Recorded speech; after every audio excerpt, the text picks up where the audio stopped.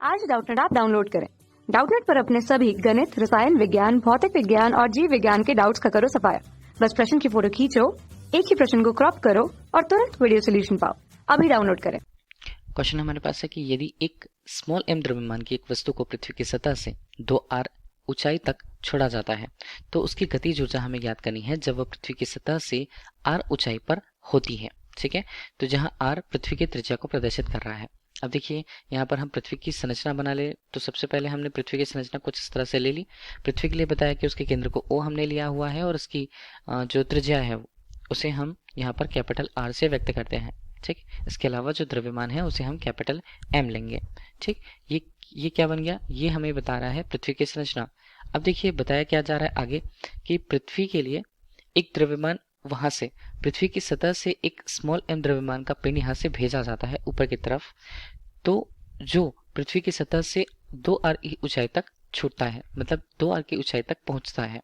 ठीक, तो यहाँ पर हमने 2r की ऊंचाई अगर बतानी चाहिए तो कुछ इस तरह से हिस्सा बता दिया। ठीक है, तो यहाँ से सतह से अगर हम दूरी देखें तो सतह से अगर हम यहाँ तक की दूरी देख रहे हैं तो वो कितनी होती है, वो है 2r। ठीक, यहाँ तक उसे छोड़ा जाता है। उस पिंड के लिए उसकी गतिज ऊर्जा पूछी जा रही है कब, जब वो पृथ्वी की सतह से r ऊंचाई पर हो, मतलब जहां अभी वो मौजूद है उससे पहले जब वो एक r की ऊंचाई पर, मतलब पृथ्वी के त्रिज्या के बराबर की ऊंचाई पर अगर पहुंच जाता है पृथ्वी की सतह से, तो हमें उस स्थान पर क्या चाहिए होगा, उस स्थान पर हमें गतिज ऊर्जा का मान चाहिए होगा उस पिंड के लिए, मतलब ये हिस्सा। ठीक है, इस हिस्से पर हमें गतिज ऊर्जा का मान चाहिए।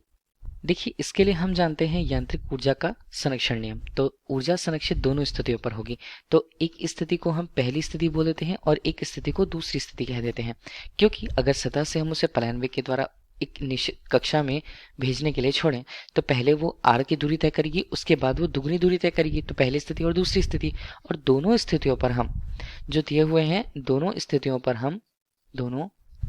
में हम यांत्रिक ऊर्जा संरक्षण का नियम लगा सकते हैं। यांत्रिक ऊर्जा संरक्षण नियम कैसे लगाएंगे, ये क्या होता है, ये पहली स्थिति पर अगर हम देखें तो कुल यांत्रिक ऊर्जा जो होगी वो दूसरी स्थिति पर कुल यांत्रिक ऊर्जा के बराबर रहने वाली है।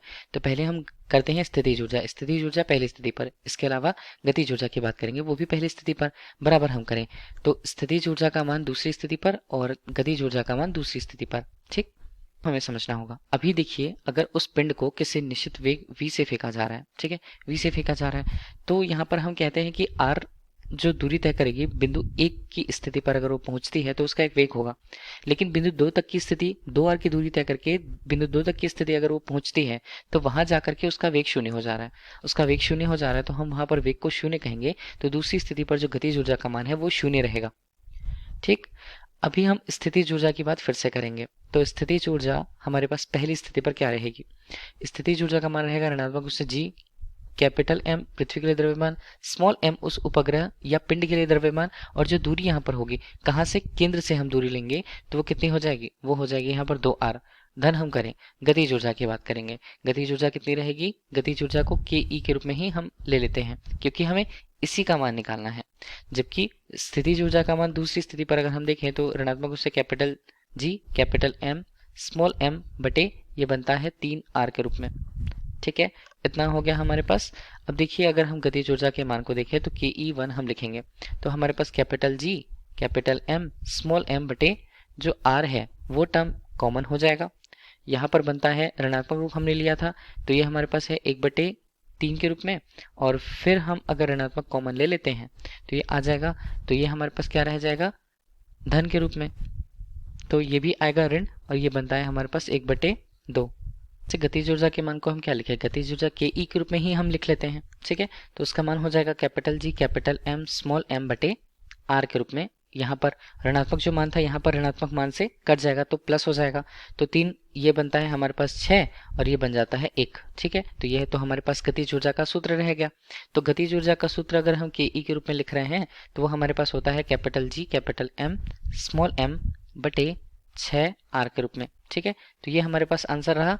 और इसे भी दूसरे तरीके से भी अगर हम लिखना चाहें तो या करके क्या लिख सकते हैं, देखिए हम जानते हैं सूत्र Gm बराबर क्या होता है, स्मॉल g r स्क्वायर के रूप में। इसी मान को हम यहाँ पर रख के देख लेते हैं, तो यहाँ पर क्या बनता है, गतिज ऊर्जा के ई के रूप में इसका मान यहाँ पर बनेगा small g, capital R square small m बटे 6 r के रूप में। r के मान कैंसिल आउट हो गए, तो हमारे पास बच क्या रहा है, हमारे पास बच रहा है mg/r बटे 6। ठीक है, तो ये गतिज ऊर्जा के ई के मान को प्रस्तुत करेगा और ये भी हमारे लिए क्वेश्चन का आंसर रह जाएगा। तो गतिज ऊर्जा हमें 2 सूत्रों के हिसाब से मिल गया है। ठीक है, एक और दूसरा। Thank you. कक्षा 6वीं से 12वीं से लेकर नीट, IIT, JEE वो एडवांस के लेवल तक 1 करोड़ से ज्यादा छात्रों का भरोसा। आज ही डाउनलोड करें डाउटनेट ऐप या व्हाट्सएप करें अपने सारे डाउट्स 8400 400 400 पर।